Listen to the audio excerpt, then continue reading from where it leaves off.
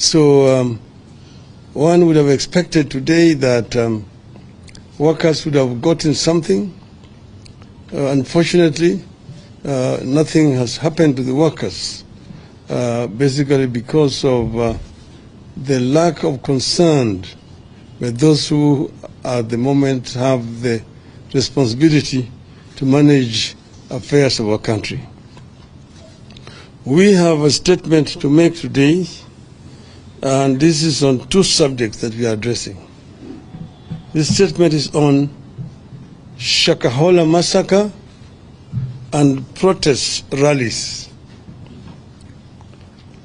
We called you here today to make a brief statement on two issues.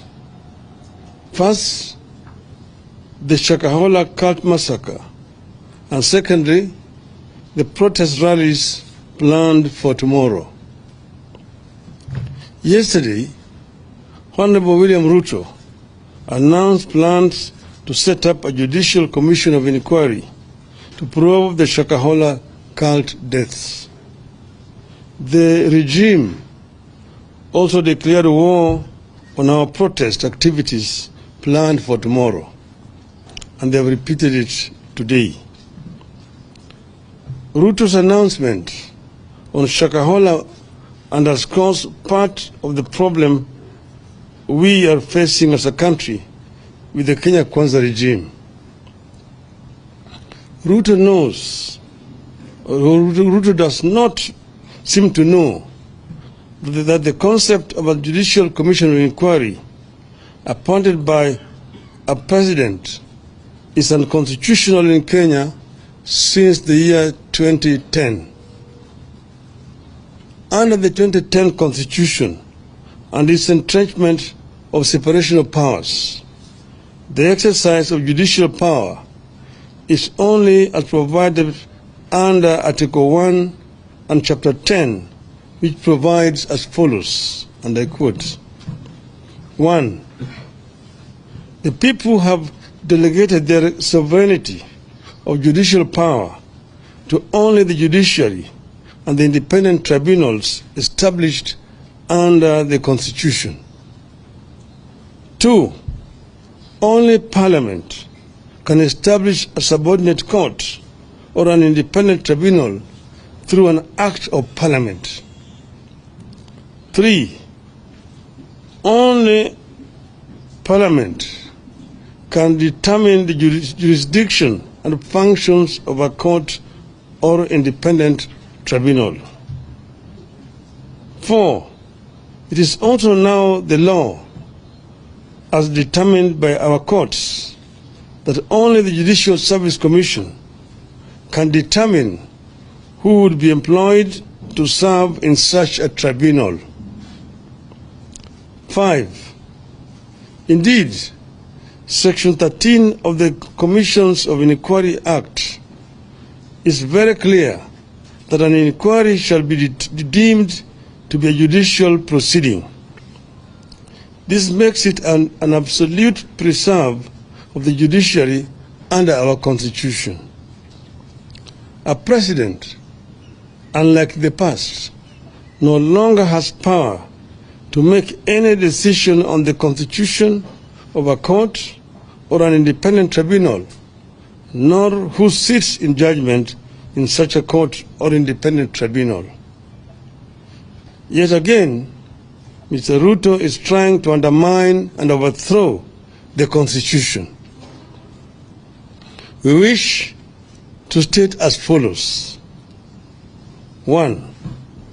The matter of Shakahola and the growth of cult activities in the nation, Mr. Ruto is as much a suspect as is all the cult pastors from Shakahola and beyond.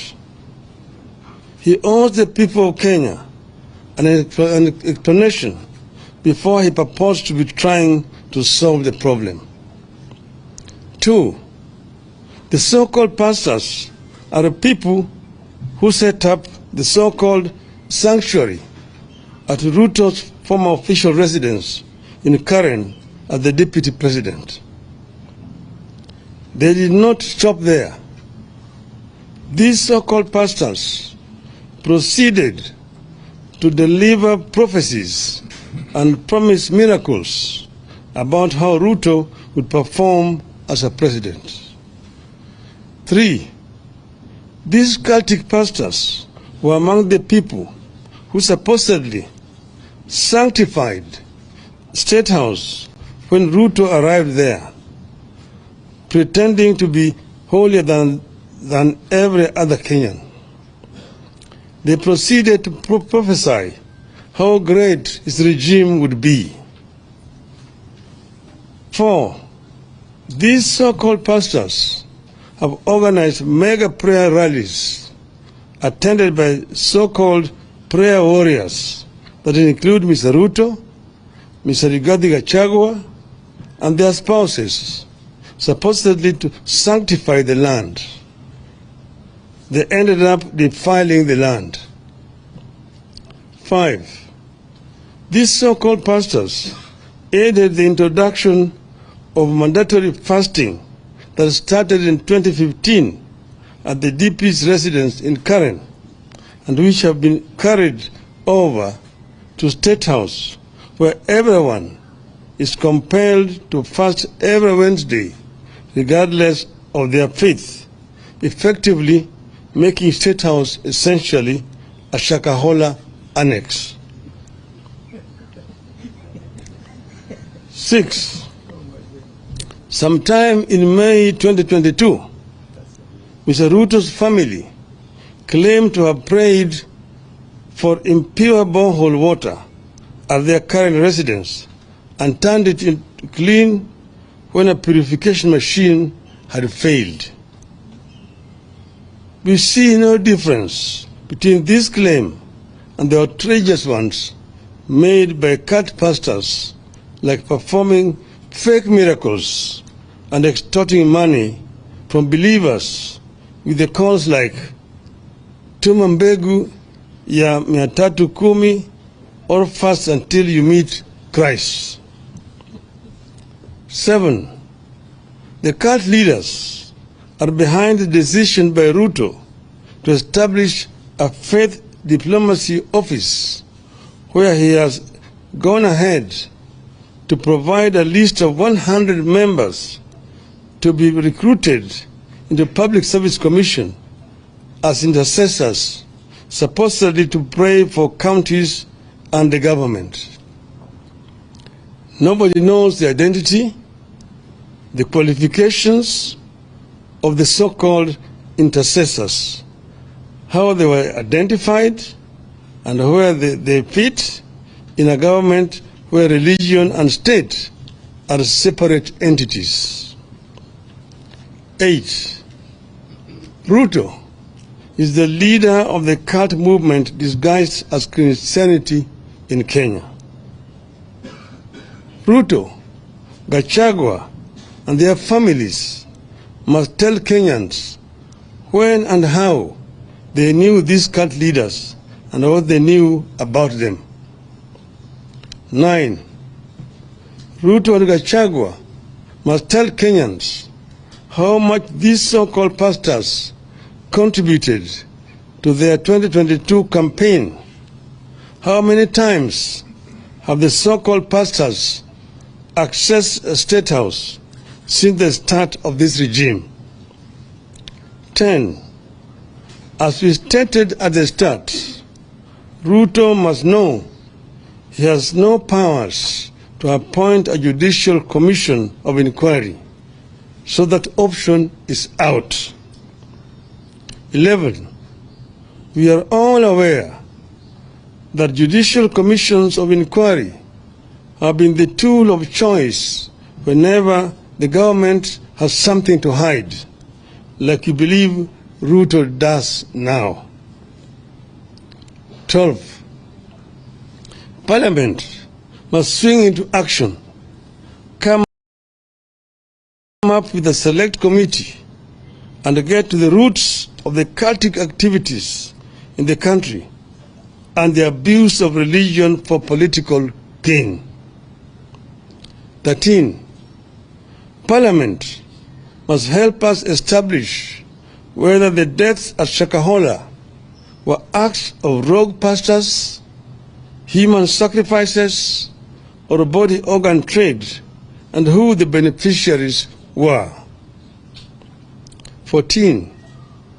The DCI may have swung into action late, but since they did, they have been doing a great job in Shakahola. They should be allowed to do their job without interference. 15. The current blanket restrictions placed on independent observers, including the media and civil society, must be lifted forthwith. 16. The state must give the media full access to the scene of crime and various aspects of the investigations. 17. Going forward, Ruto must commit to draw a clear line between religion and state in this country. He has deliberately merged the two to enable his political survival and as a cover-up for his corruption. 18th, on Shakahola, Ruto is as guilty as those he is seeking to investigate. I repeat, he is as guilty as those he is seeking to investigate. The blood of those children who starved to death crying for a spoon of water is in Ruto's hands. On our planned protest rallies, we confirm that they are on tomorrow, beginning 6 a.m.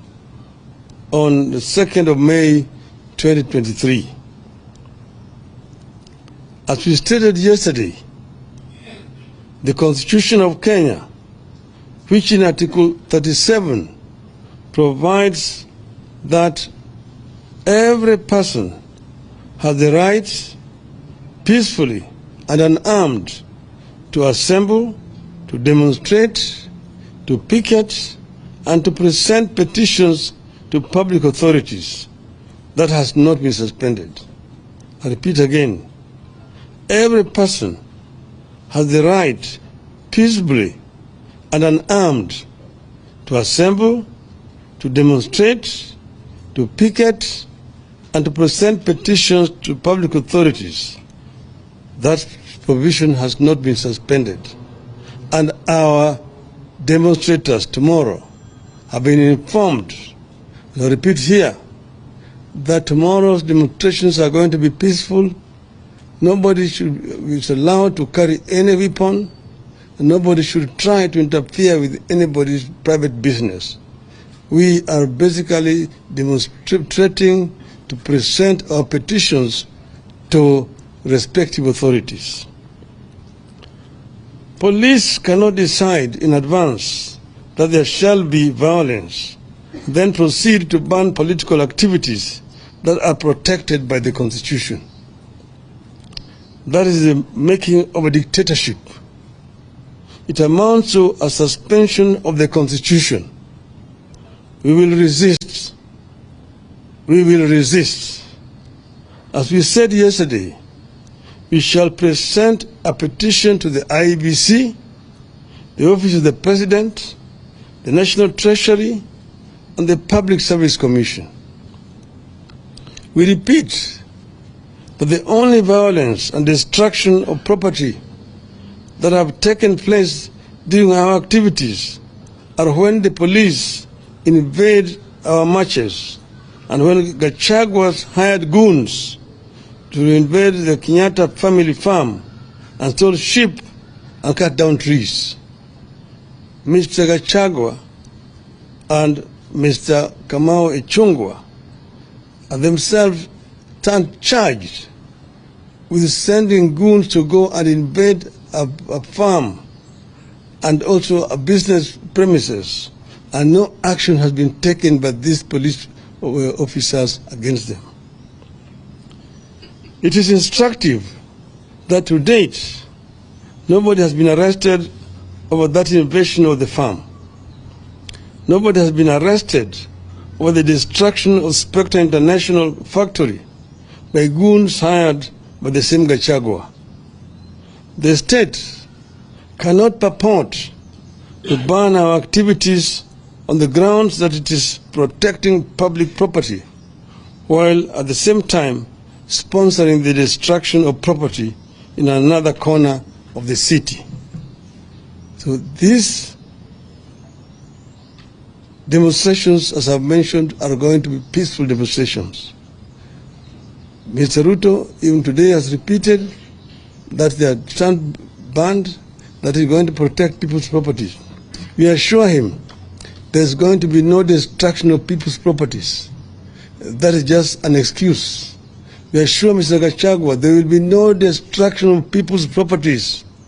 Our people have been told to be peaceful. They're not even going to go to where people's places are. We're not going to markets.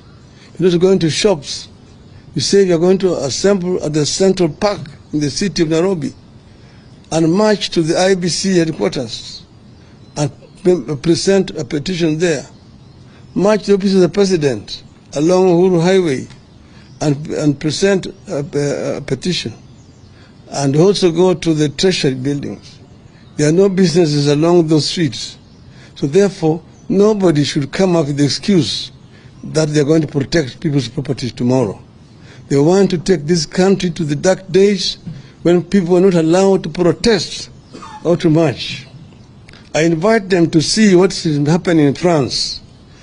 Citizens have been demonstrating, buying tires on the streets in France, and they are protected by the police. They've been demonstrating in Europe, in Britain. They've been demonstrating in Israel. They've been demonstrating even in Japan. So we want to tell these people that Kenyans fought very hard to bring this new constitution. We will ensure that the provisions of this constitution are protected. The civil rights of the people of Kenya must be respected by whoever is in the regime, unless they want to impose a kind of civilian dictatorship back on our people. Asanteni sana. End of the statement.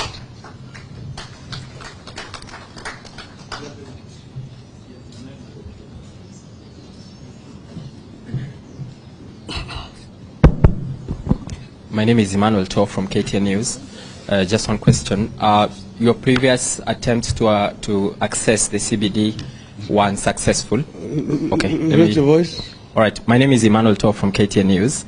Your previous attempts to access the CBD were unsuccessful, and tomorrow you've targeted at least 4 government installations. How are you going to do this time around, and how are you going to access? Thank you.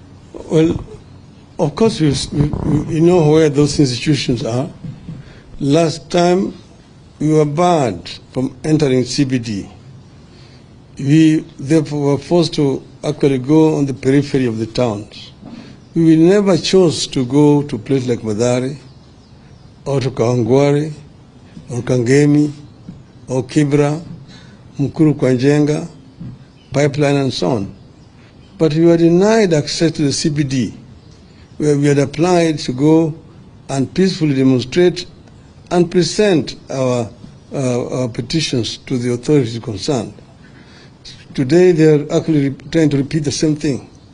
You said that Kenyans fought so hard to bring this constitution to life, and that it is the responsibility of each and every Kenyan to defend provisions of this constitution. What these people are saying today is allowed to hold water. No Kenyan will ever be able to do any demonstration.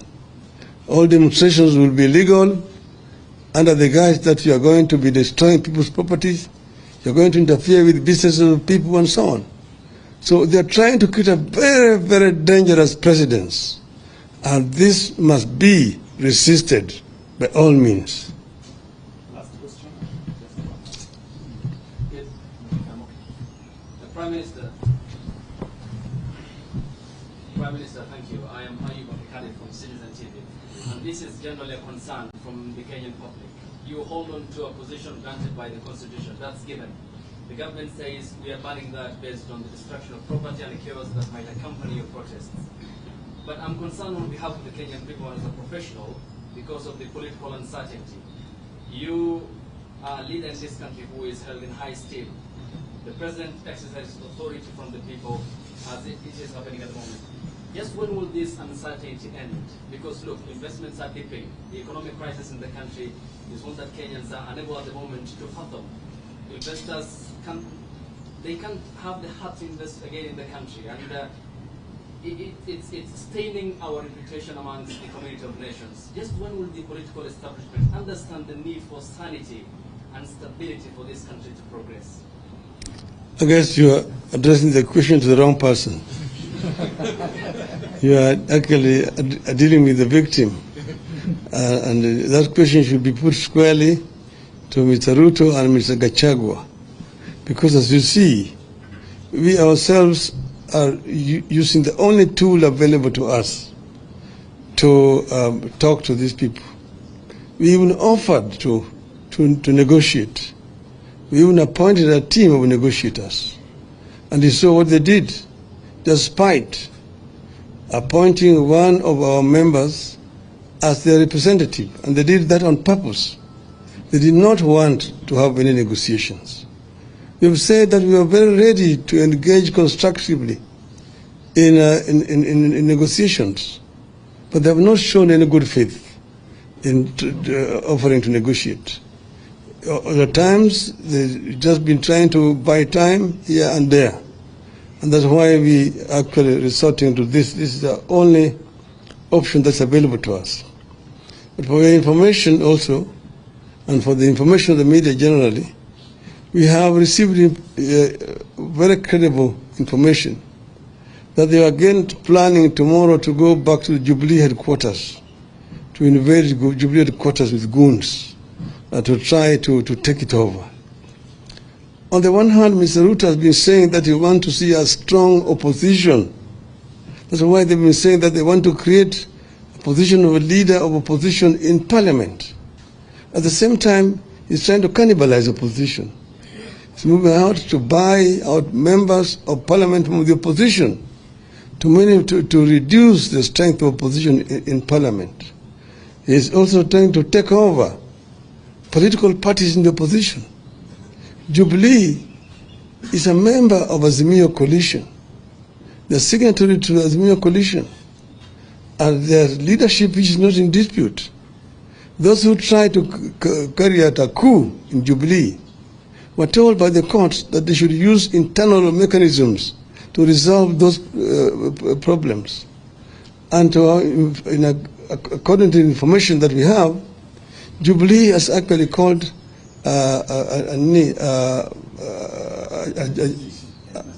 NDC, National Delegates Convention. Why don't they wait for that? Why in the hurry to try to take over Jubilee by force? This basically shows you that people who are hell-bent on trying to return this country to a single-party dictatorship, which we came from, those are the days. So we are people who are defending the gains which have been made by the people of Kenya. We will not sit down and watch them try to do it. We will resist. And that's why we are here.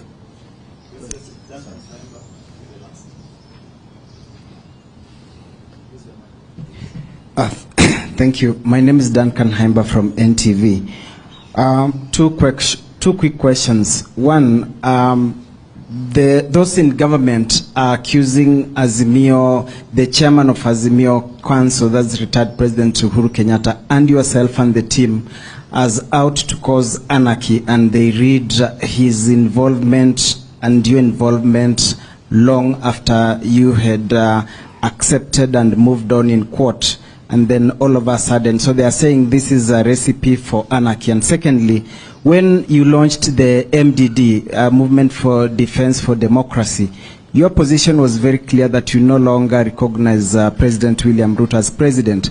Now, you've said the petition tomorrow among the places will be is to deliver a petition to him. When did the position change that now you recognize him as president? Thank you.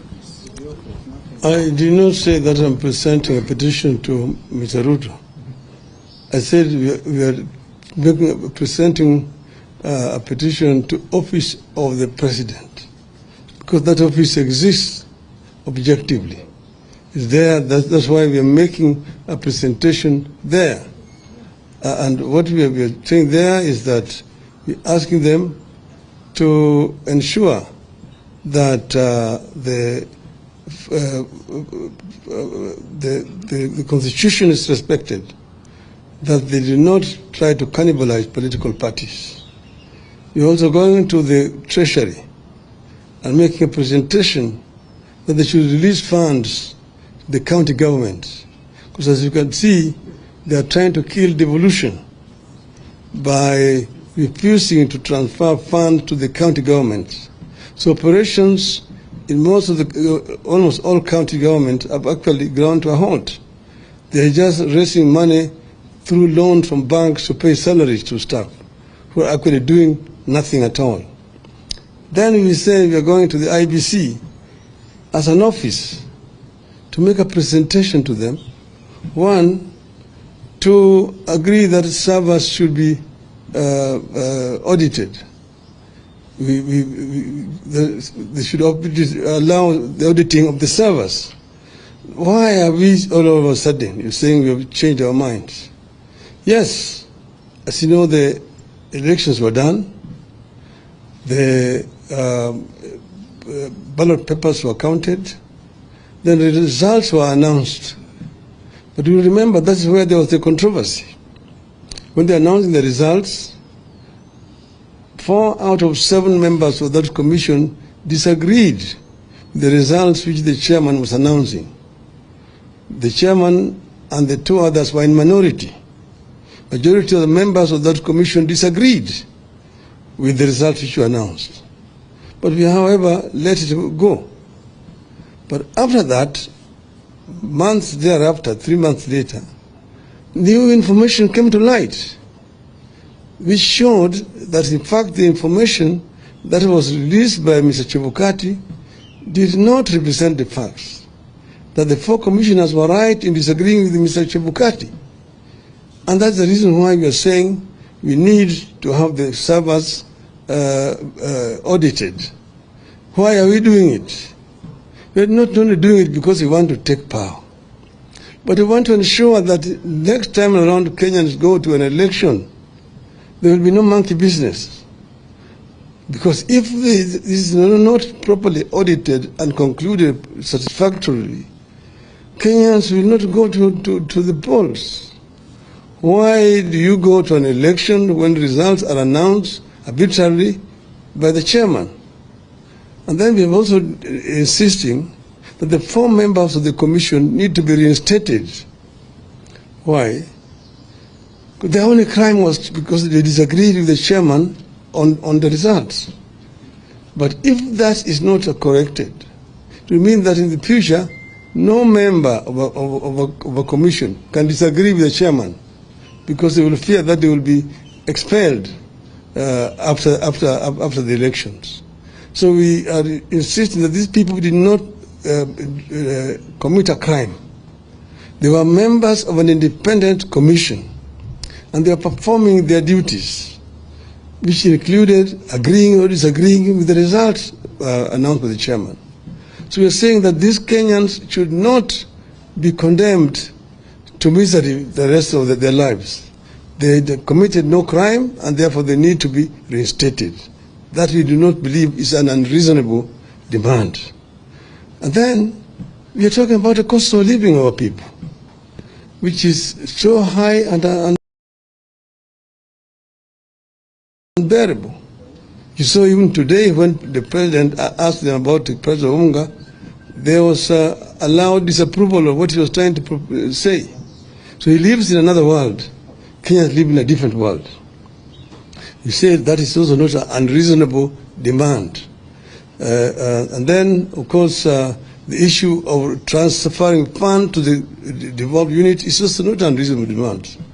And the issue of stopping cannibalization of political parties, respecting political parties, respecting the verdict of the people at the polls, is very crucial to institutionalization of multi-party democracy in our country. So all the demands that we have made are clear and open, and we are ready to sit down with people and discuss over these issues. This is our position as Azimio. Thank you. Thank you. All the food is talking about at 160, 170, all of it is GM. Yeah, all that hunger. It's all GM. Can you imagine? No, it's not GMO. Hey.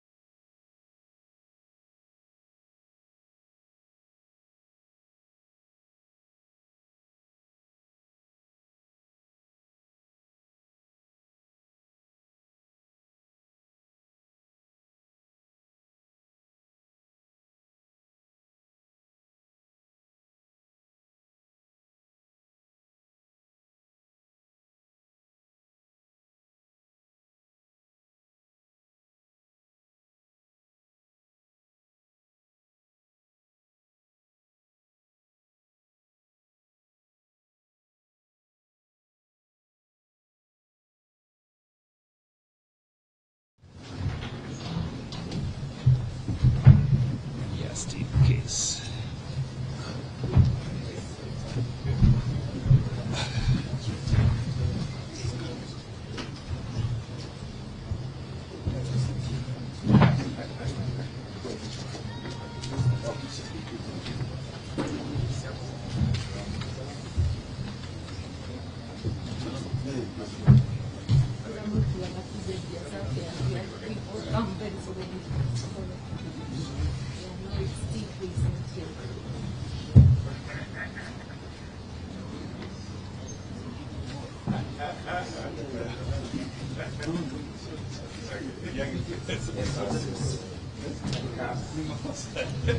Sorry.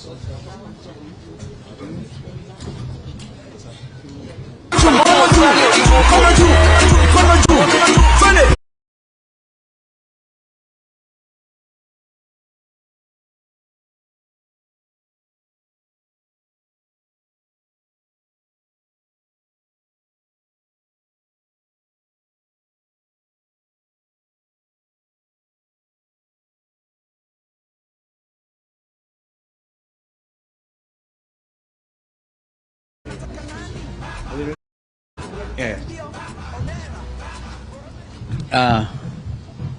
Ladies and gentlemen, happy Labor Day.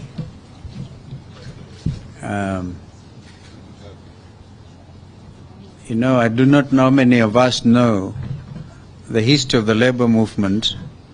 Some workers in Australia 167 years ago demonstrated, and they were agitating, instead of working from sunrise to sunset, be allowed at least to work for 8 hours. And that challenge was taken up across the seas in Chicago.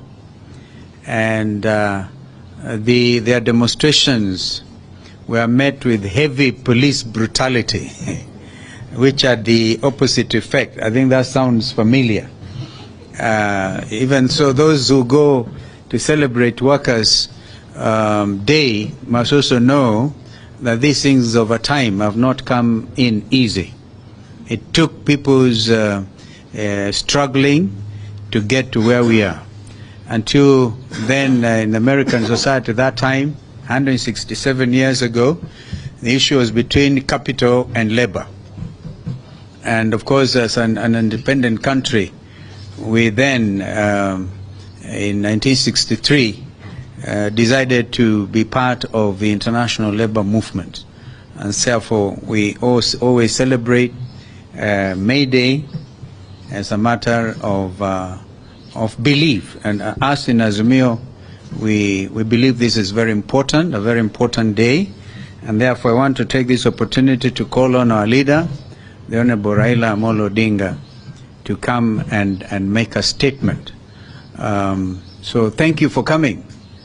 Maybe at the end of it, 1 or 2 questions. Thank you.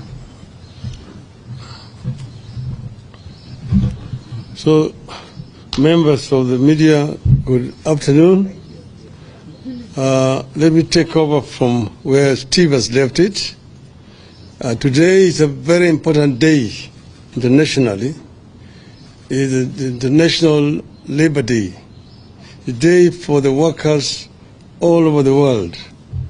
It's a day when workers commemorate the struggle that they have waged over the years to improve the working and living conditions of the people.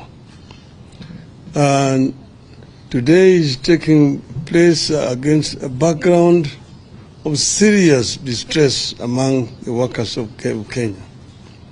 But I want to take this opportunity to congratulate all our workers for their resilience and their endurance. And I just want to urge them to continue to unite, because I think it was Karl Marx who once said, the workers of the world, unite. You have nothing to lose but your chains. So one would have expected today that workers would have gotten something. Unfortunately, nothing has happened to the workers, basically because of the lack of concern by those who at the moment have the responsibility to manage affairs of our country. We have a statement to make today, and this is on 2 subjects that we are addressing.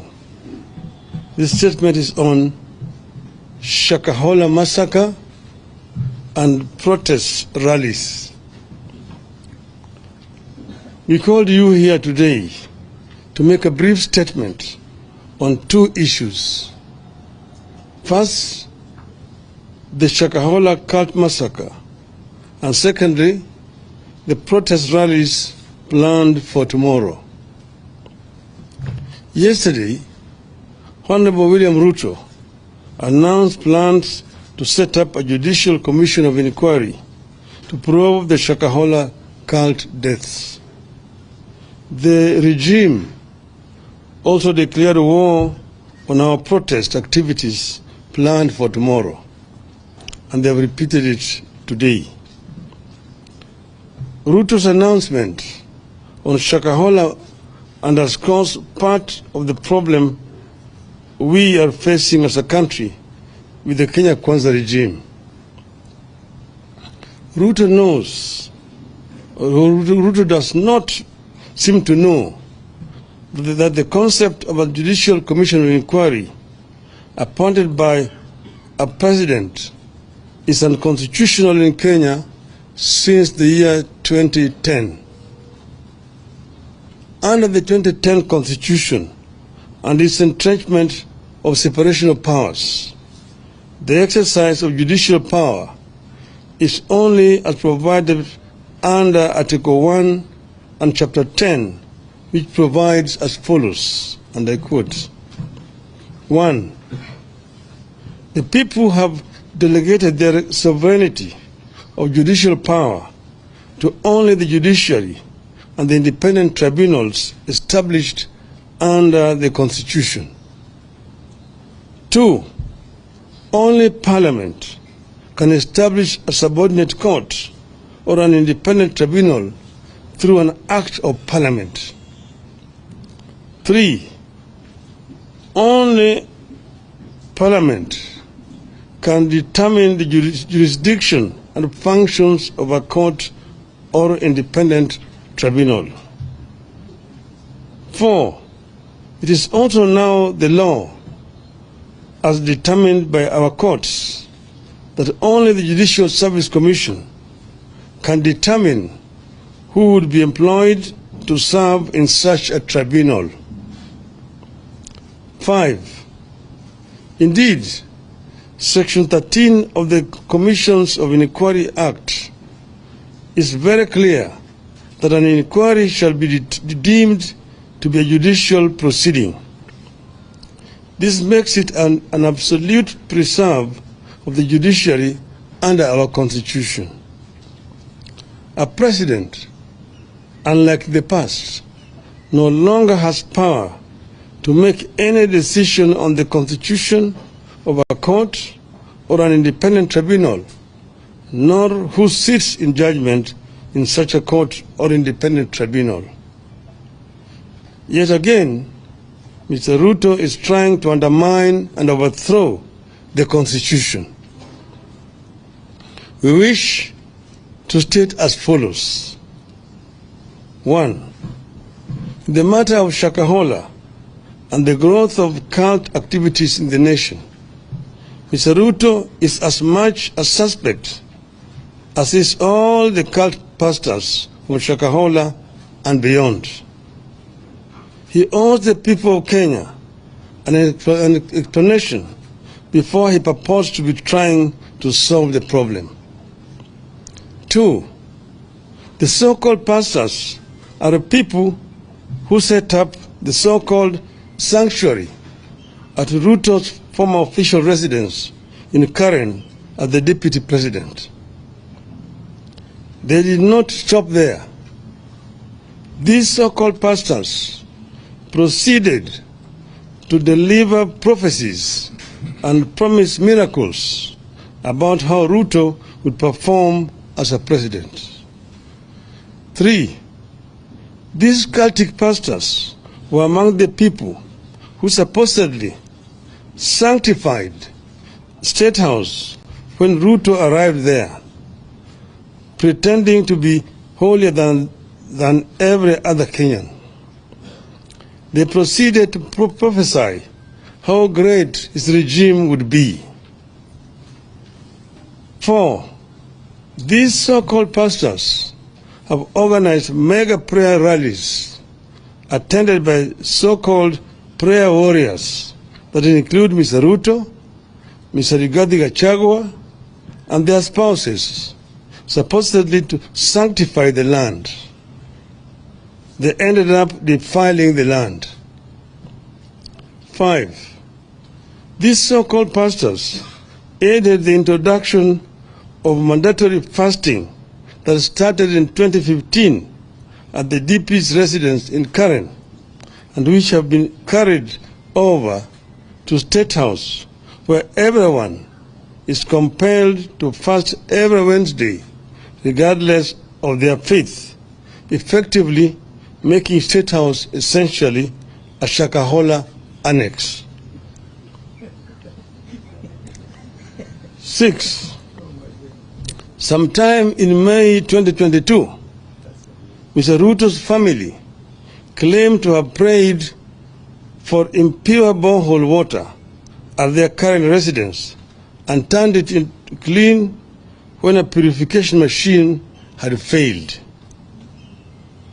We see no difference between this claim and the outrageous ones made by cult pastors, like performing fake miracles and extorting money from believers with the calls like tuma mbegu ya 310 or fast until you meet Christ.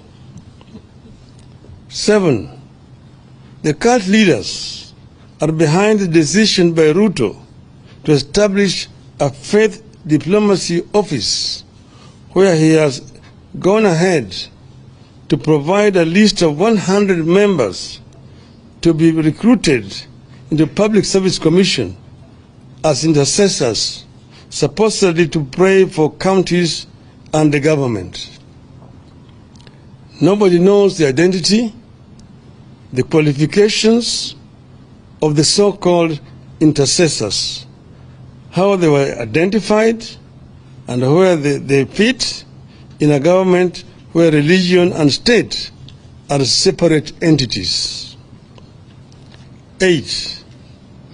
Ruto is the leader of the cult movement disguised as Christianity in Kenya. Ruto, Gachagua, and their families must tell Kenyans when and how they knew these cult leaders and what they knew about them. 9. Ruto and Gachagua must tell Kenyans how much these so-called pastors contributed to their 2022 campaign. How many times have the so-called pastors accessed a state house since the start of this regime? 10. As we stated at the start, Ruto must know he has no powers to appoint a judicial commission of inquiry, so that option is out. 11.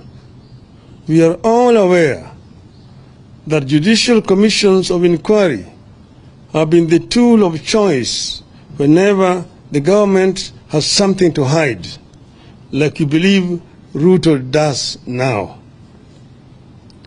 12.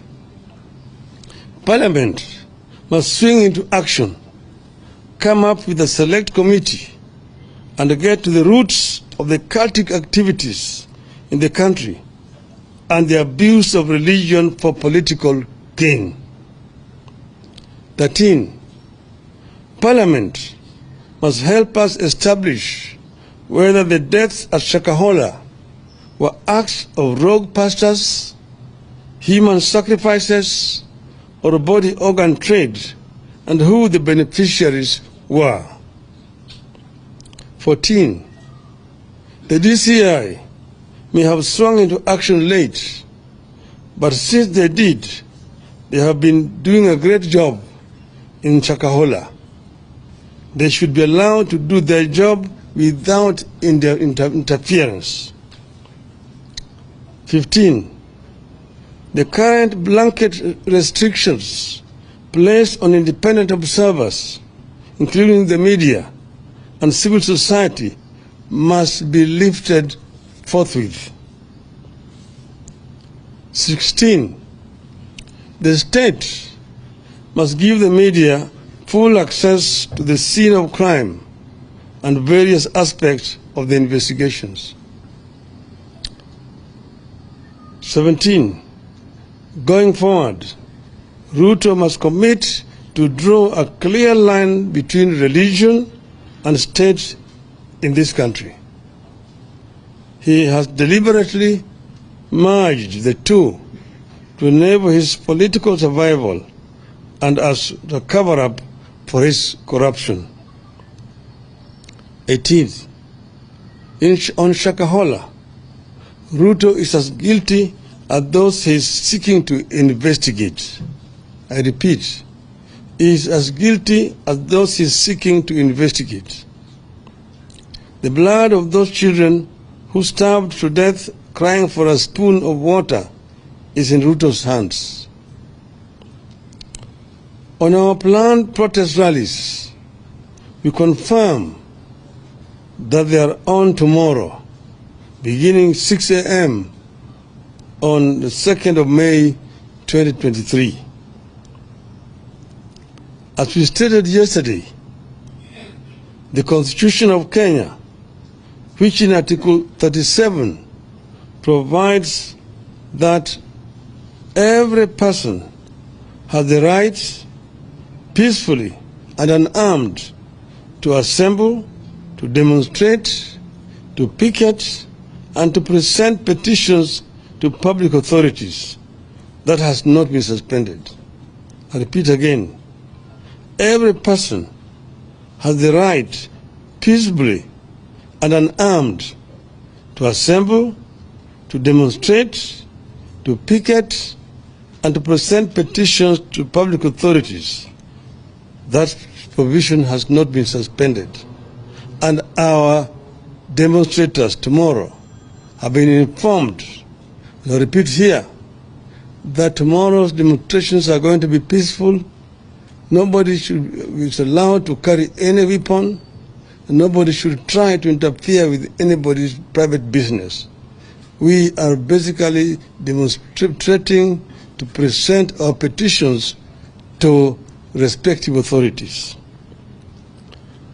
Police cannot decide in advance that there shall be violence, then proceed to ban political activities that are protected by the Constitution. That is the making of a dictatorship.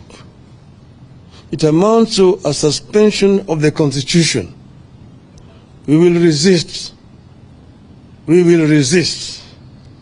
As we said yesterday, we shall present a petition to the IEBC, the Office of the President, the National Treasury, and the Public Service Commission. We repeat that the only violence and destruction of property that have taken place during our activities are when the police invade our marches and when Gachagua's hired goons to invade the Kenyatta family farm and stole sheep and cut down trees. Mr. Gachagua and Mr. Kamau Ichung'wah are themselves charged with sending goons to go and invade a farm and also a business premises, and no action has been taken by these police officers against them.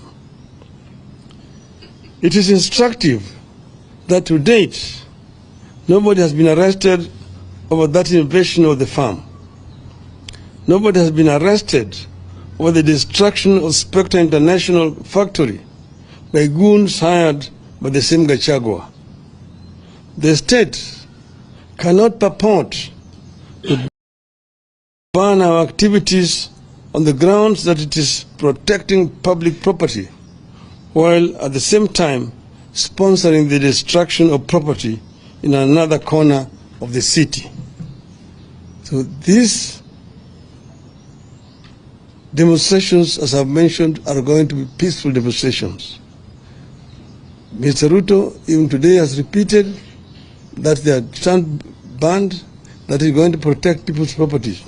We assure him there's going to be no destruction of people's properties. That is just an excuse. We assure Mr. Gachagua there will be no destruction of people's properties. Our people have been told to be peaceful. They're not even going to go to where people's places are. We're not going to markets. We're not going to shops. You say you're going to assemble at the Central Park in the city of Nairobi and march to the IBC headquarters and present a petition there. March to the office of the president along Uhuru Highway and present a petition. And also go to the treasury buildings. There are no businesses along those streets. So therefore, nobody should come up with the excuse that they are going to protect people's properties tomorrow. They want to take this country to the dark days when people are not allowed to protest or to march. I invite them to see what's happening in France. Citizens have been demonstrating, buying tires on the streets in France, and they are protected by the police. They've been demonstrating in Europe, in Britain. They've been demonstrating in Israel. They've been demonstrating even in Japan.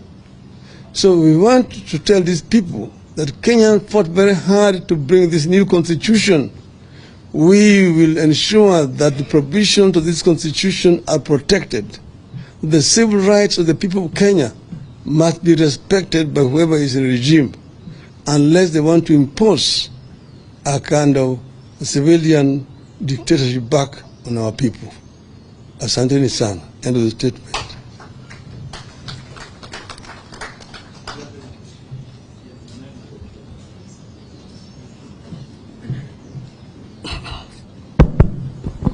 My name is Emmanuel Tor from KTN News. Just one question. Your previous attempts to access the CBD weren't successful. Okay. Raise your voice. All right. My name is Emmanuel Tor from KTN News. Your previous attempts to access the CBD were unsuccessful, and tomorrow you've targeted at least 4 government installations. How are you going to do this time around, and how are you going to access? Thank you. Well, of course, we know where those institutions are. Last time, we were barred from entering CBD. We therefore were forced to actually go on the periphery of the towns. We never chose to go to a place like Madari, or to Kawangware, or Kangemi, or Kibra, Mukuru Kwanjenga, Pipeline, and so on. But we were denied access to the CBD, where we had applied to go and peacefully demonstrate and present our petitions to the authorities concerned. Today, they are actually trying to repeat the same thing. You said that Kenyans fought so hard to bring this constitution to life, and that it is the responsibility of each and every Kenyan to defend provisions of this constitution. What these people are saying today is allowed to hold water. No Kenyan will ever be able to do any demonstration. All demonstrations will be illegal under the guise that you are going to be destroying people's properties, you're going to interfere with businesses of people, and so on. So they are trying to create a very, very dangerous precedent, and this must be resisted by all means. Last question. Yes. The Prime Minister,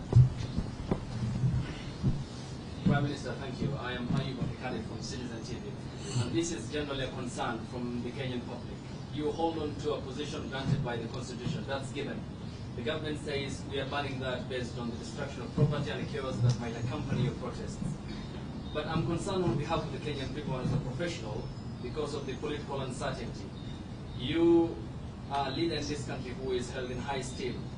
The president exercises authority from the people as it is happening at the moment. Just when will this uncertainty end? Because look, investments are dipping. The economic crisis in the country is one that Kenyans are unable at the moment to fathom. Investors can't have the heart to invest again in the country, and it's staining our reputation amongst the community of nations. Just when will the political establishment understand the need for sanity and stability for this country to progress? I guess you are addressing the question to the wrong person. You are actually dealing with the victim. And that question should be put squarely to Mr. Ruto and Mr. Gachagua. Because as you see, we ourselves are using the only tool available to us to talk to these people. We even offered to negotiate. We even appointed a team of negotiators. And you saw what they did, despite appointing one of our members as their representative. And they did that on purpose. They did not want to have any negotiations. We've said that we are very ready to engage constructively in negotiations, but they have not shown any good faith in offering to negotiate. Other times, they've just been trying to buy time here and there. And that's why we actually resorting to this. This is the only option that's available to us. But for your information also, and for the information of the media generally, we have received very credible information that they are again planning tomorrow to go back to the Jubilee headquarters, to invade Jubilee headquarters with goons, to try to take it over. On the one hand, Mr. Ruto has been saying that he wants to see a strong opposition. That's why they've been saying that they want to create a position of a leader of opposition in parliament. At the same time, he's trying to cannibalize opposition. He's moving out to buy out members of parliament from the opposition to reduce the strength of opposition in parliament. He's also trying to take over political parties in the opposition.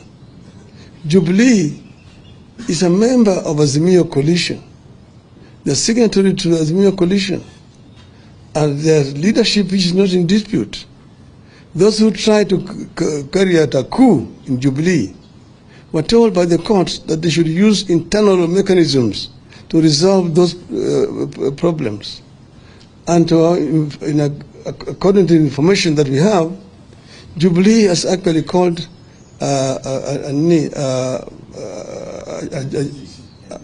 NDC, National Delegates Convention. Why don't they wait for that? Why the hurry to try to take over Jubilee by force? This basically shows you that people who are hell-bent and trying to return this country to a single-party dictatorship, which we came from those other days. So we are people who are defending the gains which have been made by the people of Kenya. We will not sit down and watch them try to do it. We will resist. And that's why we are here.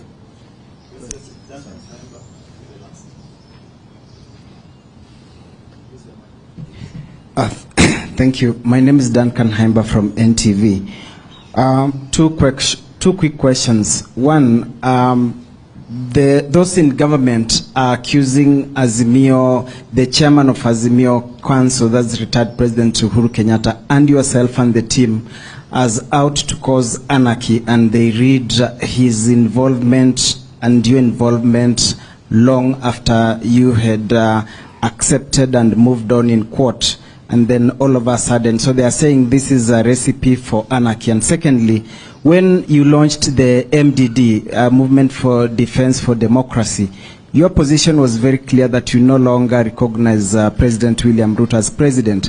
Now, you've said the petition tomorrow among the places will be is to deliver a petition to him. When did the position change that now you recognize him as president? Thank you. I did not say that I'm presenting a petition to Mr. Ruto. I said we are presenting a petition to office of the president, because that office exists objectively. It's there. That's why we are making a presentation there. And what we are saying there is that we're asking them to ensure that the Constitution is respected, that they do not try to cannibalize political parties. You're also going to the Treasury and making a presentation that they should release funds to the county government. Because as you can see, they are trying to kill devolution by refusing to transfer funds to the county government. So operations in most of the, almost all county government have actually ground to a halt. They're just raising money through loans from banks to pay salaries to staff who are actually doing nothing at all. Then we say we are going to the IBC as an office to make a presentation to them. One, to agree that servers should be audited. They should allow the auditing of the servers. Why are we all of a sudden, you're saying we have changed our minds? Yes, as you know, the elections were done, the ballot papers were counted, then the results were announced. But you remember, that's where there was the controversy. When they announced the results, 4 out of 7 members of that commission disagreed with the results which the chairman was announcing. The chairman and the 2 others were in minority. Majority of the members of that commission disagreed with the results which were announced. But we, however, let it go.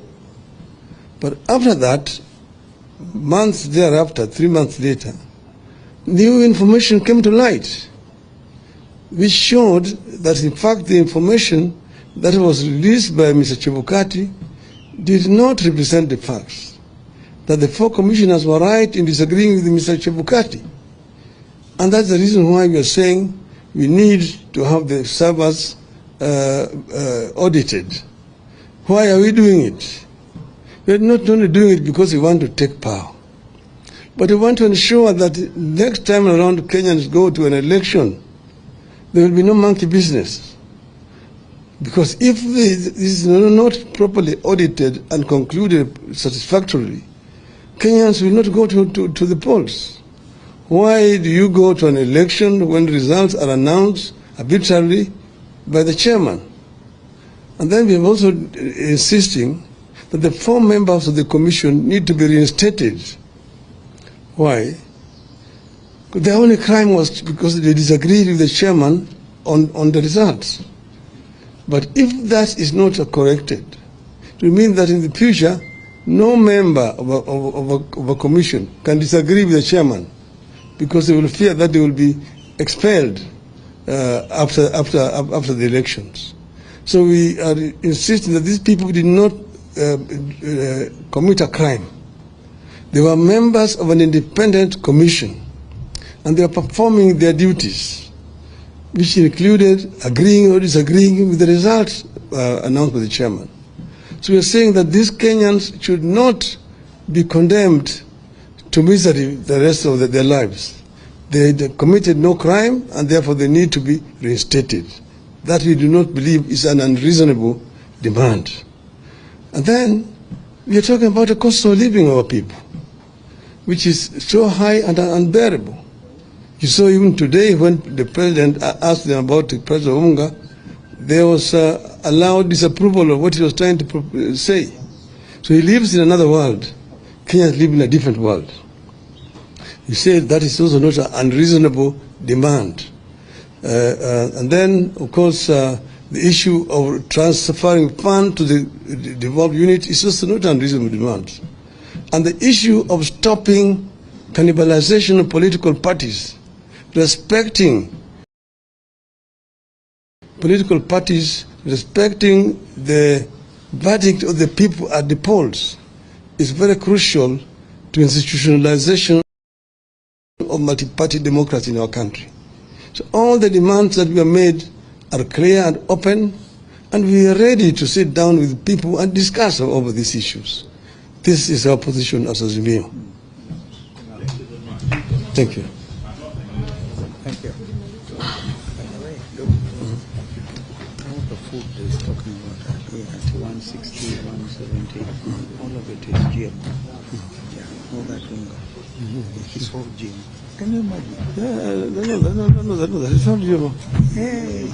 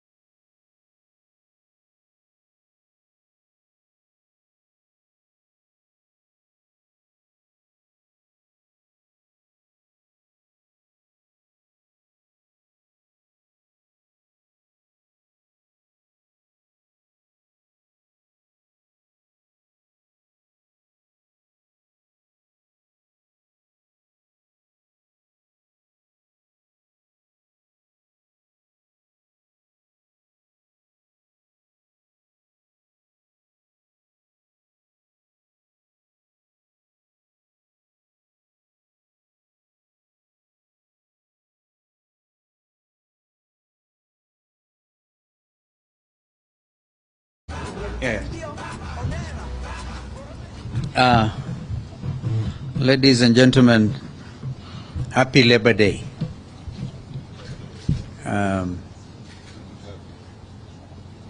You know, I do not know how many of us know the history of the labor movement. Some workers in Australia 167 years ago demonstrated, and they were agitating, instead of working from sunrise to sunset, be allowed at least to work for 8 hours. And that challenge was taken up across the seas in Chicago. And their demonstrations were met with heavy police brutality, which had the opposite effect. I think that sounds familiar. Even so, those who go to celebrate Workers' Day must also know that these things over time have not come in easy. It took people's struggling to get to where we are. Until then, in American society at that time, 167 years ago, the issue was between capital and labor.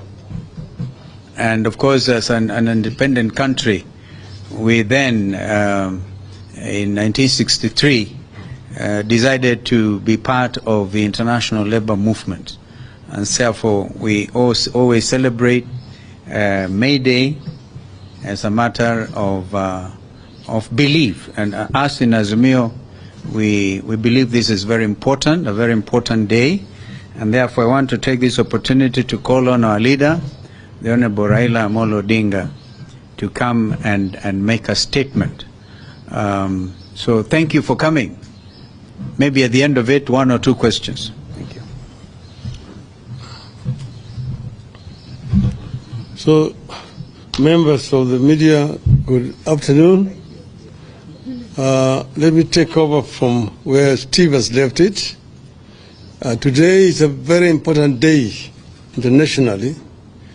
It is the International Labor Day, a day for the workers all over the world. It's a day when workers commemorate the struggle that they have waged over the years to improve the working and living conditions of the people. And today is taking place against a background of serious distress among the workers of Kenya. But I want to take this opportunity to congratulate all our workers for their resilience and their endurance. And I just want to urge them to continue to unite, because I think it was Karl Marx who once said, the workers of the world, unite. You have nothing to lose but your chains. So one would have expected today that workers would have gotten something. Unfortunately, nothing has happened to the workers, basically because of the lack of concern by those who at the moment have the responsibility to manage affairs of our country. We have a statement to make today, and this is on 2 subjects that we are addressing. This statement is on Shakahola massacre and protest rallies. We called you here today to make a brief statement on 2 issues.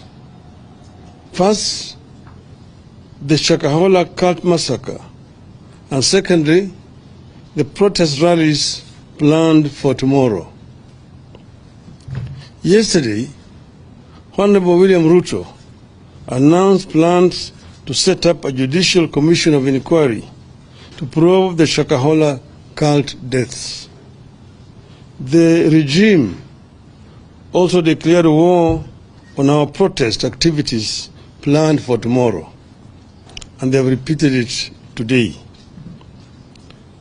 Ruto's announcement on Shakahola underscores part of the problem we are facing as a country with the Kenya Kwanza regime.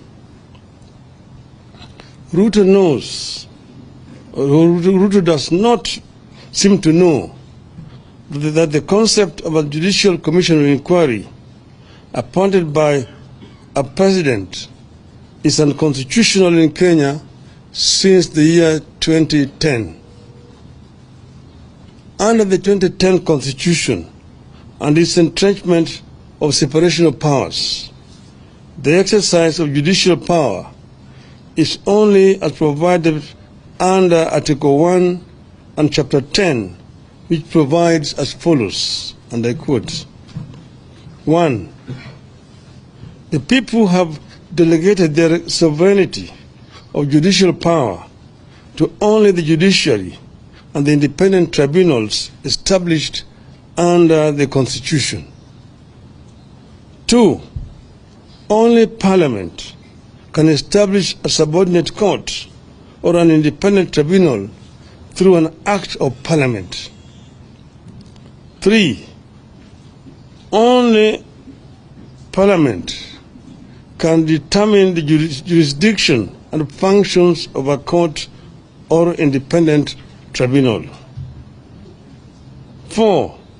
It is also now the law, as determined by our courts, that only the Judicial Service Commission can determine who would be employed to serve in such a tribunal.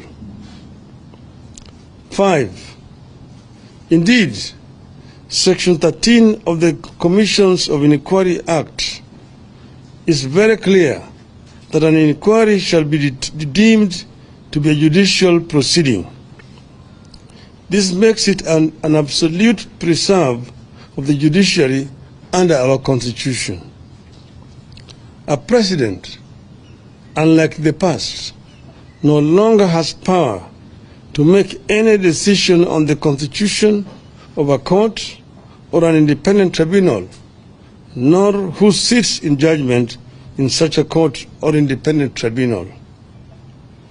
Yet again, Mr. Ruto is trying to undermine and overthrow the Constitution. We wish to state as follows. 1. The matter of Shakahola and the growth of cult activities in the nation, Mr. Ruto is as much a suspect as is all the cult pastors from Shakahola and beyond. He owes the people of Kenya an explanation before he purports to be trying to solve the problem. 2.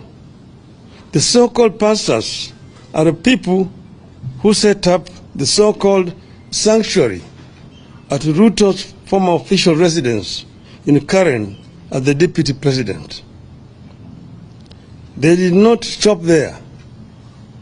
These so-called pastors proceeded to deliver prophecies and promise miracles about how Ruto would perform as a president. 3.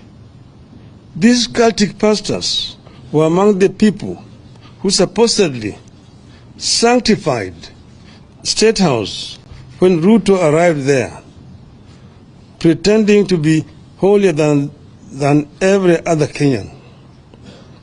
They proceeded to prophesy how great his regime would be. 4.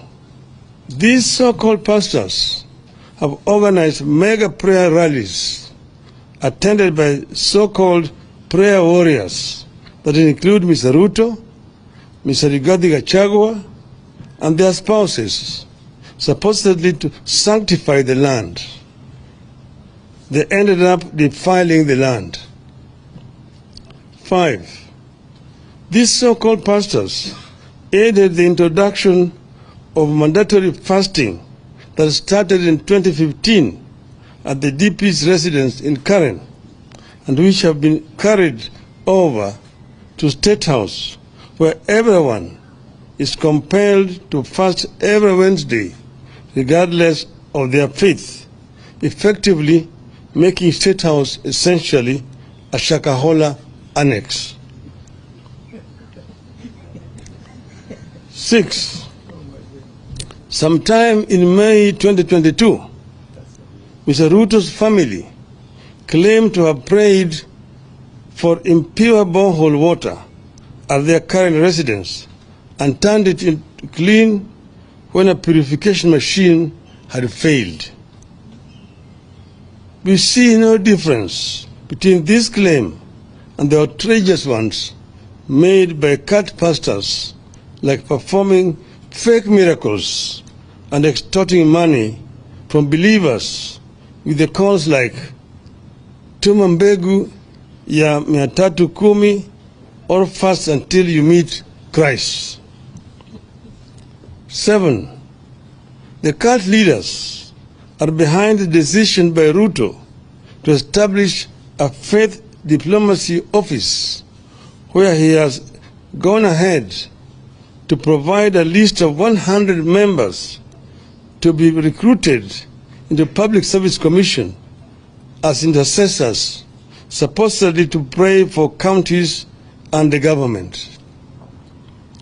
Nobody knows the identity, the qualifications of the so-called intercessors, how they were identified, and where they fit in a government where religion and state are separate entities. 8. Ruto is the leader of the cult movement disguised as Christianity in Kenya. Ruto, Gachagua, and their families must tell Kenyans when and how they knew these cult leaders and what they knew about them. 9. Ruto and Gachagua must tell Kenyans how much these so-called pastors contributed to their 2022 campaign. How many times have the so-called pastors accessed a state house since the start of this regime?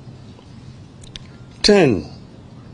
As we stated at the start, Ruto must know he has no powers to appoint a judicial commission of inquiry, so that option is out. 11. We are all aware that judicial commissions of inquiry have been the tool of choice whenever the government has something to hide, like you believe Ruto does now. 12. Parliament must swing into action, come up with a select committee, and get to the roots of the cultic activities in the country and the abuse of religion for political gain. 13. Parliament must help us establish whether the deaths at Shakahola were acts of rogue pastors, human sacrifices, or body organ trade, and who the beneficiaries were. 14. The DCI may have swung into action late, but since they did, they have been doing a great job in Shakahola. They should be allowed to do their job without interference. 15. The current blanket restrictions placed on independent observers, including the media and civil society, must be lifted forthwith. 16. The state must give the media full access to the scene of crime and various aspects of the investigations. 17. Going forward, Ruto must commit to draw a clear line between religion and state in this country.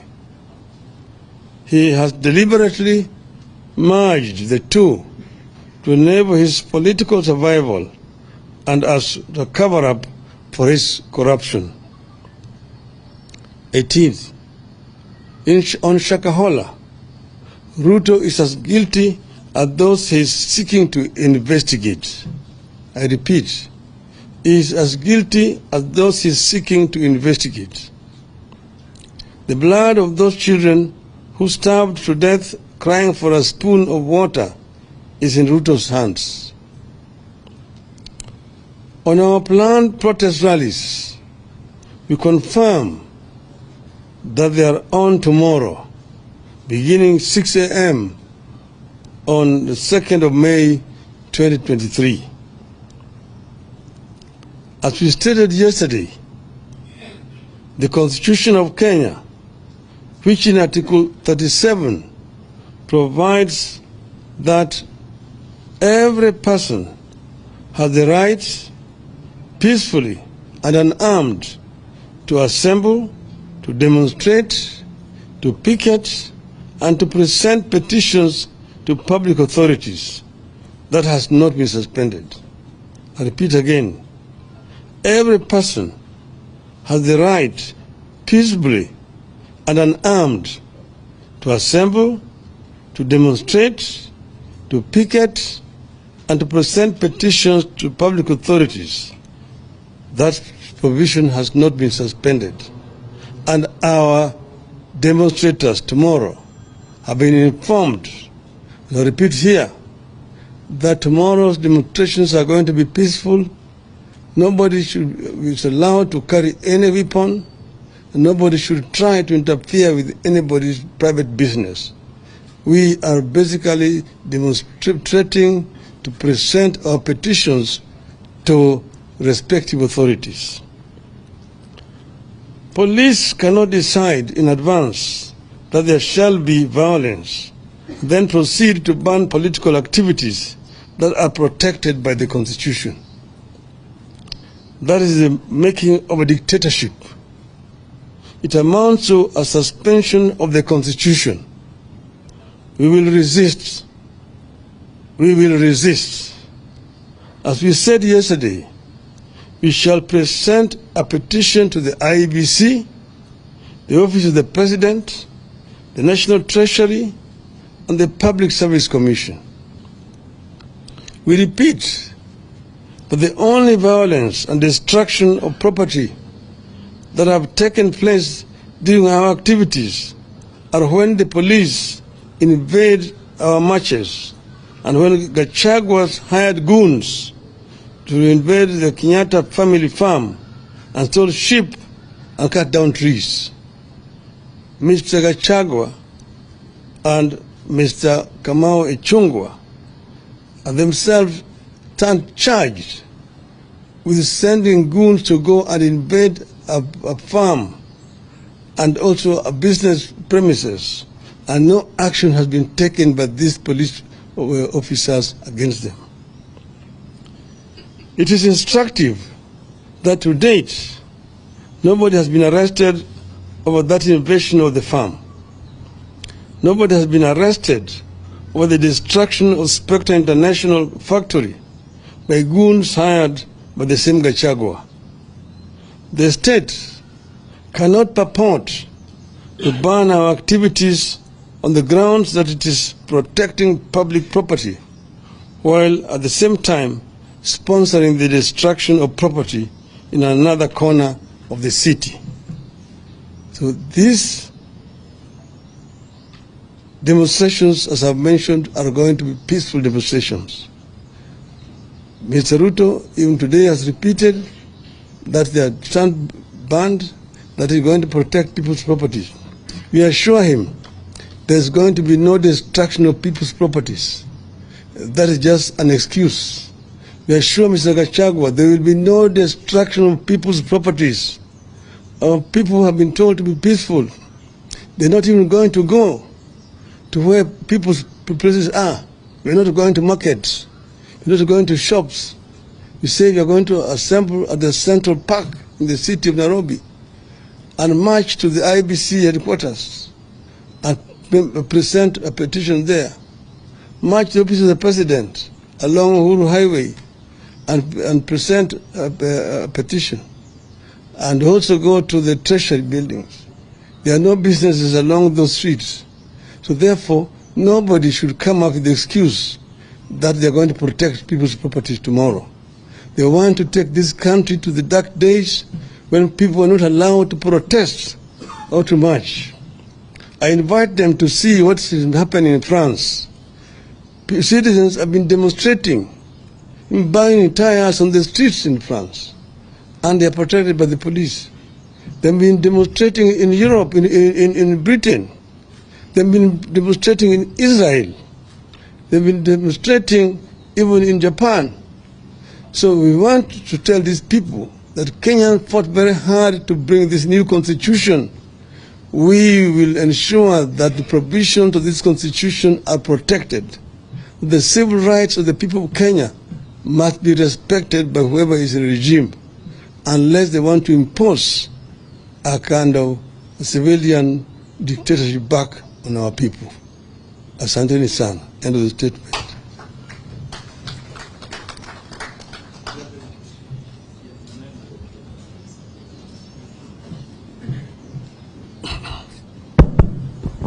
My name is Emmanuel Tor from KTN News. Just one question. Your previous attempts to access the CBD were unsuccessful. Okay. Raise your voice. All right. My name is Emmanuel Tor from KTN News. Your previous attempts to access the CBD were unsuccessful, and tomorrow you've targeted at least 4 government installations. How are you going to do this time around, and how are you going to access? Thank you. Well, of course, you know where those institutions are. Last time, we were barred from entering CBD. We therefore were forced to actually go on the periphery of the towns. We never chose to go to a place like Madari, or to Kawangware, or Kangemi, or Kibra, Mukuru Kwanjenga, Pipeline, and so on. But we were denied access to the CBD, where we had applied to go and peacefully demonstrate and present our petitions to the authorities concerned. Today they are actually trying to repeat the same thing. You said that Kenyans fought so hard to bring this constitution to life, and that it is the responsibility of each and every Kenyan to defend provisions of this constitution. If what these people are saying today is allowed to hold water, no Kenyan will ever be able to do any demonstration. All demonstrations will be illegal under the guise that you are going to be destroying people's properties, you're going to interfere with businesses of people, and so on. So they are trying to create a very, very dangerous precedent, and this must be resisted by all means. Last question. Yes. The Prime Minister, thank you. I am Ayub Abdikadi from Citizen TV, and this is generally a concern from the Kenyan public. You hold on to a position granted by the Constitution. That's given. The government says we are banning that based on the destruction of property and the chaos that might accompany your protests. But I'm concerned on behalf of the Kenyan people as a professional because of the political uncertainty. You are a leader in this country who is held in high esteem. The president exercises authority from the people as it is happening at the moment. Just when will this uncertainty end? Because look, investments are dipping. The economic crisis in the country is one that Kenyans are unable at the moment to fathom. Investors can't have the heart to invest again in the country, and it's staining our reputation amongst the community of nations. Just when will the political establishment understand the need for sanity and stability for this country to progress? I guess you are addressing the question to the wrong person. You are actually dealing with the victim. And that question should be put squarely to Mr. Ruto and Mr. Gachagua. Because as you see, we ourselves are using the only tool available to us to talk to these people. We even offered to negotiate. We even appointed a team of negotiators. And you saw what they did. Despite appointing one of our members as their representative, and they did that on purpose. They did not want to have any negotiations. We have said that we are very ready to engage constructively in negotiations, but they have not shown any good faith in offering to negotiate. At times, they've just been trying to buy time here and there. And that's why we actually resorting to this. This is the only option that's available to us. But for your information also, and for the information of the media generally, we have received very credible information that they are again planning tomorrow to go back to the Jubilee headquarters, to invade Jubilee headquarters with goons, to try to take it over. On the one hand, Mr. Ruto has been saying that he wants to see a strong opposition. That's why they've been saying that they want to create a position of a leader of opposition in parliament. At the same time, he's trying to cannibalize opposition. He's moving out to buy out members of parliament from the opposition to reduce the strength of opposition in parliament. He's also trying to take over political parties in the opposition. Jubilee is a member of Azimio coalition. They're signatory to the Azimio coalition. And their leadership is not in dispute. Those who try to carry out a coup in Jubilee were told by the courts that they should use internal mechanisms to resolve those problems. And according to the information that we have, Jubilee has actually called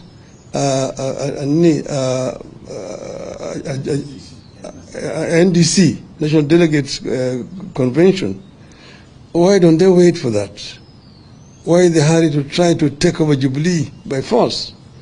This basically shows you that people who are hell-bent on trying to return this country to a single-party dictatorship, which we came from, those are the days. So we are people who are defending the gains which have been made by the people of Kenya. We will not sit down and watch them try to do it. We will resist. And that's why we are here.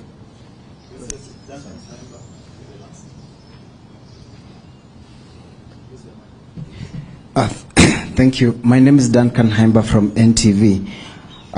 Two quick questions. One, those in government are accusing Azimio, the chairman of Azimio Council, that's retired President Uhuru Kenyatta, and yourself and the team as out to cause anarchy, and they read his involvement and your involvement long after you had accepted and moved on in court. And then all of a sudden, so they are saying this is a recipe for anarchy. And secondly, when you launched the MDD, Movement for Defense for Democracy, your position was very clear that you no longer recognize President William Ruto as president. Now, you've said the petition tomorrow among the places will be is to deliver a petition to him. When did the position change that now you recognize him as president? Thank you. I did not say that I'm presenting a petition to Mr. Ruto. I said we are presenting a petition to office of the president, because that office exists objectively. It's there. That's why we are making a presentation there. And what we are saying there is that we're asking them to ensure that the Constitution is respected, that they do not try to cannibalize political parties. We're also going to the Treasury and making a presentation that they should release funds to the county governments. Because as you can see, they are trying to kill devolution by refusing to transfer funds to the county governments. So operations in most of the, almost all county governments have actually ground to a halt. They're just raising money through loans from banks to pay salaries to staff who are actually doing nothing at all. Then we say we are going to the IBC as an office to make a presentation to them. One, to agree that servers should be audited. They should allow the auditing of the servers. Why are we all of a sudden, you're saying we have changed our minds? Yes, as you know, the elections were done, the ballot papers were counted, then the results were announced. But you remember, that's where there was the controversy. when they're announcing the results, 4 out of 7 members of that commission disagreed with the results which the chairman was announcing. The chairman and the 2 others were in minority. Majority of the members of that commission disagreed with the results which were announced. But we, however, let it go. But after that, months thereafter, 3 months later, new information came to light, which showed that in fact the information that was released by Mr. Chebukati did not represent the facts, that the 4 commissioners were right in disagreeing with Mr. Chebukati. And that's the reason why we are saying we need to have the servers audited. Why are we doing it? We're not only doing it because we want to take power, but we want to ensure that next time around Kenyans go to an election, there will be no monkey business. Because if this is not properly audited and concluded satisfactorily, Kenyans will not go to the polls. Why do you go to an election when results are announced arbitrarily by the chairman? And then we are also insisting that the 4 members of the commission need to be reinstated. Why? The only crime was because they disagreed with the chairman on the results.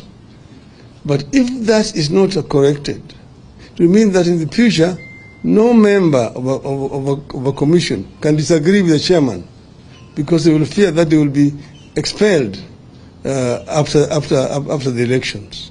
So we are insisting that these people did not commit a crime. They were members of an independent commission, and they are performing their duties, which included agreeing or disagreeing with the results announced by the chairman. So we are saying that these Kenyans should not be condemned to misery the rest of their lives. They committed no crime, and therefore they need to be reinstated.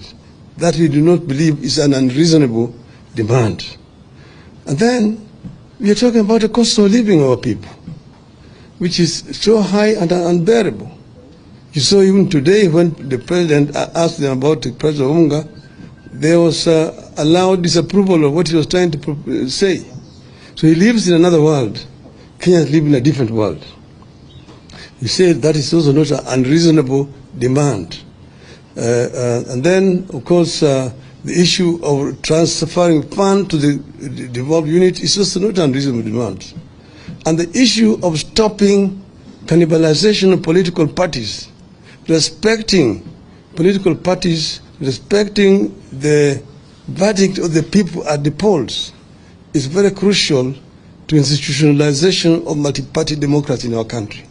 So all the demands that we have made are clear and open, and we are ready to sit down with people and discuss over these issues. This is our position as Azimio. Thank you. Thank you. By the way, look, all the food is talking about at 160, 170, all of it is GM. Yeah, all that unga. It's all GM. Can you imagine? Yeah, it's not you. Hey.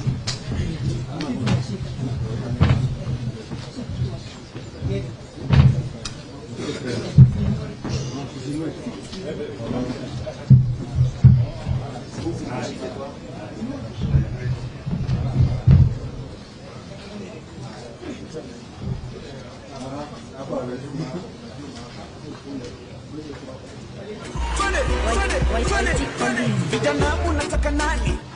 Wazee munataka nani? Kiwa mama munataka nani? Kila kona munataka nani? Ate